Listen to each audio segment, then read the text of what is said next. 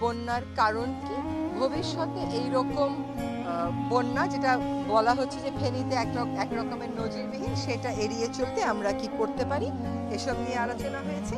আমাদের সিদ্ধান্ত হয়েছে যে সর্বোচ্চ গুরুত্ব দিয়ে বন্যা উপকূলত সবকটা জেলাতেই উপদেষ্টা মণ্ডলীর সদস্যরা যাবে। ইতোমধ্যে ত্রাণের যিনি দায়িত্বে আছেন তিনি আজকেই যাচ্ছেন আসলে ফেনীতে, কিন্তু আপনারা জানেন যে ঠিক দুর্যোগ আক্রান্ত জায়গাটাতে এখনো পৌঁছানো যাচ্ছে না, কিন্তু যত নিকটে সম্ভব তত নিকটে পৌঁছিয়ে ত্রাণ কাজের সমন্বয় করার চেষ্টা করবেন।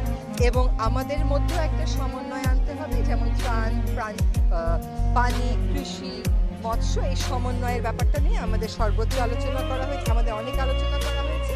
আর আমরা শুনছি যে আসলে উজানেও অনেক বৃষ্টিপাত হয়েছে, প্লাস আমাদের যেখানে বন্যা আক্রান্ত জেলাগুলো সেখানেও অনেক বৃষ্টিপাত হয়েছে।